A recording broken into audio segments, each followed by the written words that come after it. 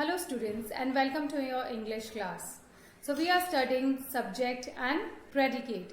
I hope that you all understood what is subject and what is predicate. Now today we are going to discuss the structure of a sentence or sentence structure.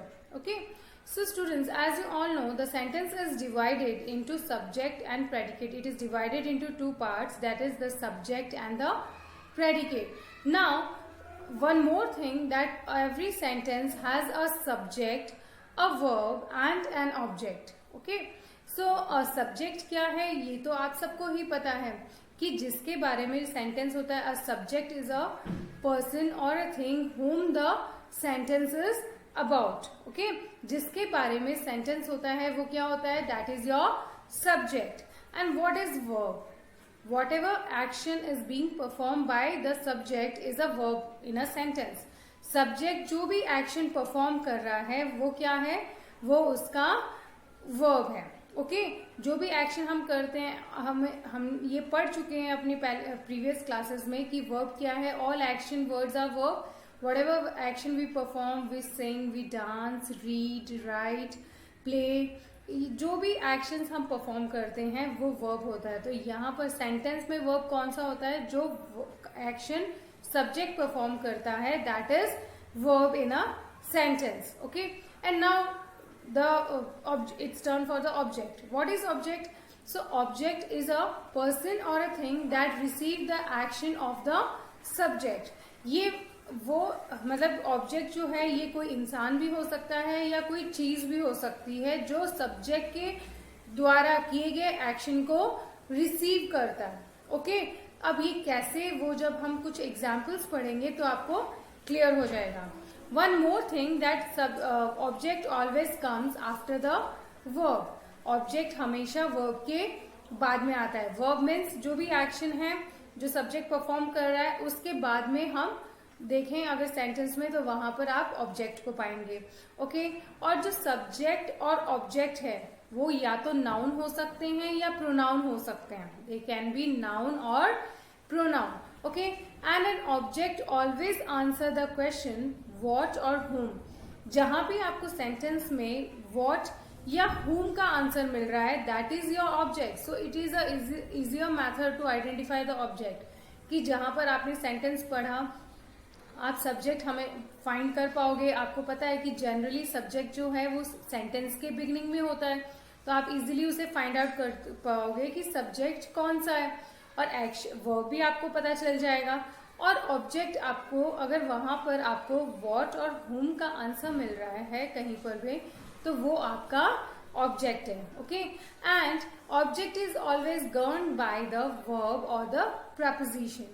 So these are some of the basic things that we have to know about the object. So that is the structure of a sentence.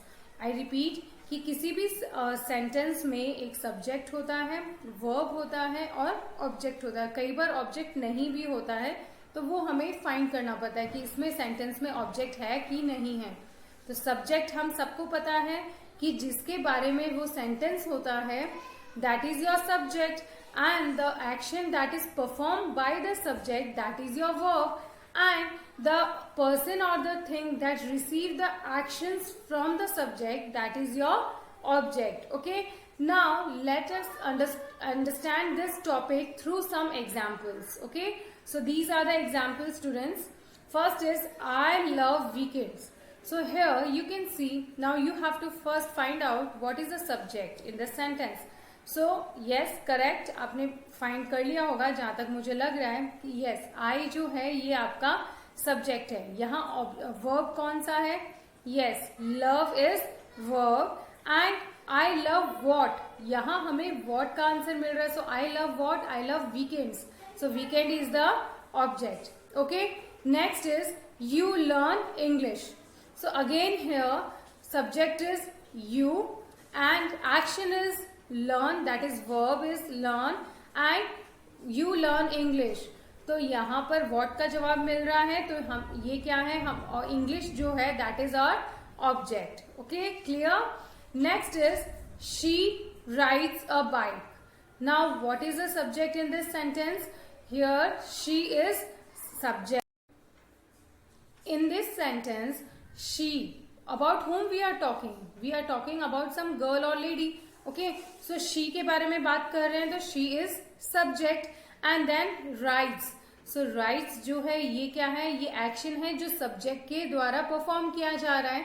So rides is a verb. A bike. तो यहाँ पर what does she ride? She rides a bike.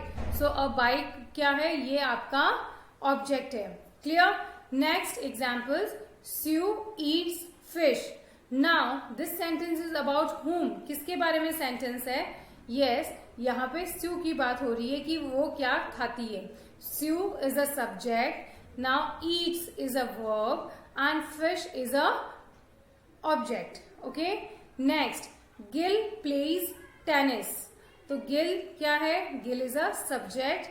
Plays is a action, that is your verb. और वो क्या खेलता है? और वो क्या खेल रहा है? He is playing tennis. Okay. So tennis क्या है? ये आपका ऑब्जेक्ट है, क्योंकि यहां पर हमें what का आंसर मिल रहा है. Okay. Next example is Fred drives the car. Now you guess which is the subject here? Yes, Fred is a subject, क्योंकि ये sentence किसके बारे में, हमें किसका description दे रहा है? It is giving a description of Fred. Fred के बारे में बता रहा है कि उसे वो क्या करता है. तो Fred है हमारा subject. Which is the action? Drives जो है ये action है. The car is a object. Clear? So from these 6 examples, I hope that you understood what is a subject, what is a object and what is a verb in a sentence. So इस तरह से आप किसी भी sentence में subject, verb और object find कर सकते हो, है ना? This overall is a structure of a sentence. Now again we are going to read out some more examples. Okay? ताकि आपको ये बहुत easily समझ में आ जाए कि subject, verb और object क्या है. Okay? So अब जो मैं examples find out करने वाली हूँ, मुझे लग रहा है कि आपको एकदम clear हो जाएगा ये topic. So let's start. The first sentence is I saw John. So now you tell me which is the subject in this sentence. Yes, correct. I is a subject. Okay. Next, what is the verb? Yes, saw is a verb and John is a object, is an object. So I saw John. This is the structure of a subject, verb and object. Okay. Next, they read the book. So यहाँ पर subject क्या है, किसके बारे में मैंने ये आपको बताया है कि subject और object noun भी हो सकते हैं और pronoun भी हो सकते हैं. तो यहाँ पर they जो है ये क्या है? It is pronoun. वहां ऊपर I जो था वो भी pronoun था. तो subject हमारा pronoun भी हो सकता है और noun भी हो सकता है. So they read the book. So they is a subject and what is the verb? Yes, कौन सा action हो रहा है? यहाँ reading का action हो रहा है. What they are doing? They are reading. So read जो है ये verb है and what they are reading. Here we are getting the answer of what. मैंने आपको बताया है जहां पर भी आपको what और whom का जवाब मिल रहा है वो आपका object है. So the book is a object. Next, John speaks English. Again, you can easily find in this sentence खाली 3 words ही हैं यहाँ पर. John is a subject, speaks is a verb and English is a subject. Clear?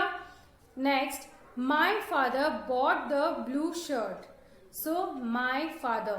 तो यहाँ पर subject क्या है, किसके बारे में बता रहे हैं? मेरे father, my father. So my father is your subject. Now what is the verb? What action he did? He bought. लाने का action किया ना उसने.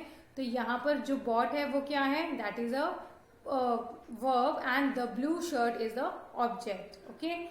Next one, the girl spoke to the teacher. So here you have to find out again. You have to find out the subject, verb and object. So the girl is a subject and spoke is action that is performed by the subject. So that is the verb and to the teacher is an object. Okay. Next, the man from Isfahan spoke to me. So here the subject is, अब आप बोलोगे the man. No, अभी उस आदमी का description खत्म नहीं हुआ है जिसके बारे में बात हो रही है. So he is from Isfahan. So the man from Isfahan is a subject, spoke is a verb and to me so the man from Isfahan is your subject, क्योंकि यहाँ पर डिस्क्रिप्शन खत्म नहीं हुआ है. मैंने आपको पहले भी डिस्कस किया है कि कोई भी सब्जेक्ट सिर्फ एक वर्ड नहीं हो सकता, they can be number of words. So यहाँ पर द मैन फ्रॉम इस्फहान, ये जो है ये आपका सब्जेक्ट है. And verb is spoke, and to whom he spoke, to whom का जो आंसर मिल रहा है यहाँ पर, तो to me is your object. Clear? So students, from these examples I hope that आपको एकदम क्लियर हो गया होगा the what is the structure of a sentence and how you can find out the subject, verb and object in a sentence. Okay, so students, watch the video and practice. Means only watching the video is not enough for you. खाली आप videos ही देखें तो आपको कुछ समझ में नहीं आएगा. आपको जो भी एग्जाम्पल्स मैं वीडियोस में करवा रही हूँ वो, और प्लस जो भी worksheet, whatever worksheet I am giving to you, you have to do it in your notebook and keep practicing. Okay, जितना आप प्रैक्टिस करोगे उतना ही आप सीखोगे. अगर आप सिर्फ वीडियोस देख रहे हो या सुन रहे हो तो आपको कुछ भी क्लियर नहीं होगा और कुछ भी समझ में नहीं आएगा. Okay, if you want to study seriously and want to understand the different topics and concepts of grammar, it is very essential for you to keep on practicing. Okay, so that's all from my side for today. Keep practicing, keep working hard, and stay safe, stay home. Thank you and have a nice day.